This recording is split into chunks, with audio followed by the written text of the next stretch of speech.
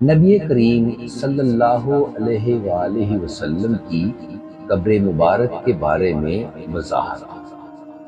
گزشتہ 5.5 صدیوں میں کوئی شخص آپ صلی اللہ علیہ وسلم کی قبر مبارک تک نہیں جا سکا ہے۔ وہ حجرہ شریف جس میں آپ اور آپ کے 2 اصحاب کی قبریں ہیں، اس کے گرد ایک 4 دیواری ہے۔ اس 4 دیواری سے متصل ایک اور دیوار ہے جو 5 دیواروں پر مشتمل ہے۔ یہ 5 کونوں والی دیوار حضرت عمر بن عبدالعزیز رحمۃ اللہ علیہ نے بنوائی تھی، اور اس کے 5 کونے رکھنے کا مقصد اسے خانہ کعبہ کی مشابہت سے بچانا تھا۔ اس 5 دیواری کے گرد ایک اور 5 دیواروں والی فصیل ہے۔ اس 5 کونوں والی فصیل پر ایک بڑا سا پردہ یا غلاف ڈالا گیا ہے۔ یہ سب دیواریں بغیر دروازے کے ہیں، لہٰذا کسی کے ان دیواروں کے اندر جانے کا کوئی امکان ہی نہیں ہے۔ روضہ رسول صلی اللہ علیہ وسلم کی اندر سے زیارت کرنے والے بھی اس 5 کونوں والی دیوار پر پڑے پردے تک ہی جا سکتے ہیں۔ روضہ رسول صلی اللہ علیہ وسلم پر سلام عرض کرنے والے عام زائرین جب سنہری جالیوں کے سامنے کھڑے ہوتے ہیں تو جالیوں کے سوراخوں سے انہیں بس وہ پردہ ہی نظر آ سکتا ہے جو حجرہ شریف کی 5 دیواری پر پڑا ہوا ہے۔ اس طرح سلام پیش کرنے والے زائرین اور حضور صلی اللہ علیہ وسلم کی قبر اطہر کے درمیان گو کہ چند گز کا فاصلہ ہوتا ہے، لیکن درمیان میں کل 4 دیواریں حائل ہوتی ہیں۔ ایک سنہری جالیوں والی دیوار، دوسری 5 کونوں والی دیوار، تیسری ایک اور 5 دیواری، اور چوتھی وہ 4 دیواری جو کہ اصل حجرے کی دیوار ہے۔ گزشتہ 1300 سال سے اس 5 دیواری حجرے کے اندر کوئی نہیں جا سکا، سوائے 2 مواقع۔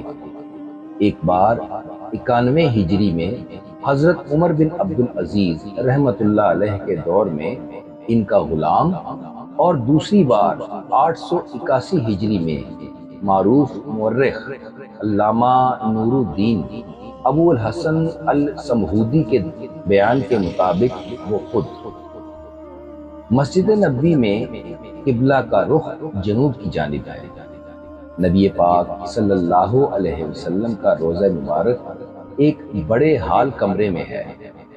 بڑے ہال کمرے کے اندر جانے کا دروازہ مشرقی جانب ہے، یعنی جنت البقیع کی سمت۔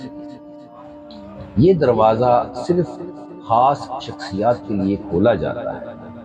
اس دروازے سے اندر داخل ہوں تو بائیں جانب حضرت فاطمہ الزہرا رضی اللہ تعالی عنہا کی محراب ہے۔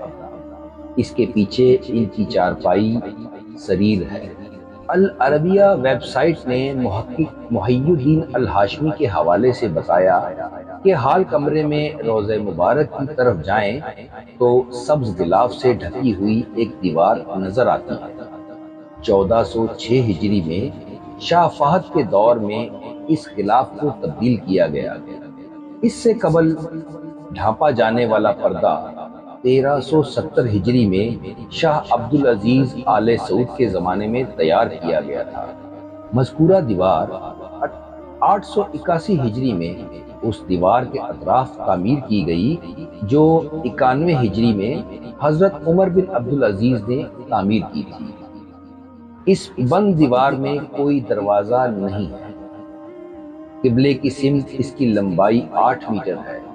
مشرق اور مغرب کی سمت 6.5 میٹر ہے، اور شمال کی جانب دونوں دیواروں کی لمبائی ملا کر 14 میٹر ہے۔ کہا جاتا ہے کہ 91 ہجری سے لے کر 881 ہجری تک تقریباً 8 صدیاں کوئی شخص آپ صلی اللہ علیہ وسلم کی قبر مبارک کو نہیں دیکھ پایا۔ اس کے بعد 881 ہجری میں حجرہ مبارک کی دیواروں کے بوسیدہ ہو جانے کے باعث ان کی تعمیر نو کرنا پڑی۔ اس وقت نامور مورخ علامہ نور الدین ابو الحسن السمہودی مدینہ منورہ میں موجود تھے، جنہیں ان دیواروں کی تعمیر نو کے کام میں حصہ لینے کی سعادت حاصل ہوئی۔ وہ لکھتے ہیں 14 شعبان 881 ہجری کو 5 دیواری مکمل طور پر ڈھا دی گئی۔ دیکھا تو اندر 4 دیواری میں بھی دراڑیں پڑی ہوئی تھیں، چنانچہ وہ بھی ڈھا دی گئی۔ ہماری آنکھوں کے سامنے اب مقدس حجرہ تھا۔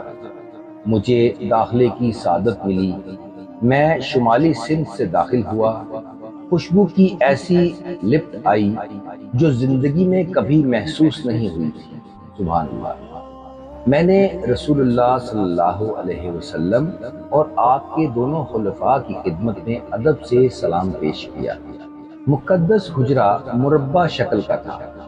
اس کی 4 دیواری سیاہ رنگ کے پتھروں سے بنی تھی، جیسے خانہ کعبہ کی دیواروں میں استعمال ہوئے ہیں۔ 4 دیواری میں کوئی دروازہ نہ تھا۔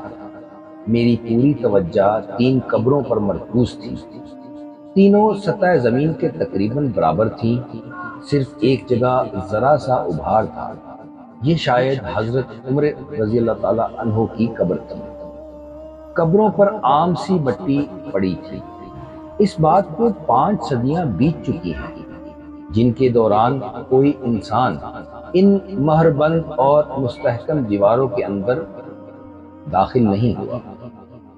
علامہ نور الدین ابو الحسن سمہودی نے اپنی کتاب وفاء الوفا میں ہجرہ نبی صلی اللہ علیہ وسلم کا ذکر کرتے ہوئے تحریر کیا ہے، اس کا فرش سرخ رنگ کی ریت پر مبنی ہے۔ حجرہ نبی صلی اللہ علیہ وسلم کا فرش مسجد نبی صلی اللہ علیہ وسلم کے فرش سے تقریباً 60 سینٹی میٹر نیچے ہے۔ اس دوران حجرے پر موجود چھت کو ختم کر کے اس کی جگہ ٹیک کی لکڑی کی چھت نصب کی گئی، جو دیکھنے میں حجرے پر لگی مربع جالیوں کی طرح ہے۔ اس لکڑی کے اوپر چھوٹا سا گنبد تعمیر کیا گیا، جس کی اونچائی 8 میٹر ہے، اور یہ گنبد خضرا کے عین نیچے واقع ہے۔ یہ سب معلومات معروف کتاب وفاء الوفا با اختیار دارالمصطفیٰ صلی اللہ علیہ وسلم کے مؤلف نور الدین ابو الحسن السمہودی نے اپنی مشہور تصنیف میں درج کی ہے۔ واللہ علم بالصواب۔ یہ تحریر صدقہ جاریہ ہے، شیئر کر کے باقی احباب تک پہنچائیے۔ شکریہ۔ اس میں آپ کا بمشکل 1 لمحہ صرف ہوگا۔ ہو سکتا ہے اس 1 لمحے کی اٹھائی ہوئی تکلیف سے آپ کی شیئر کردہ تحریر ہزاروں لوگوں کے ایمان میں تازگی کا باعث ہو۔ جزاک اللہ خیر کثیرا۔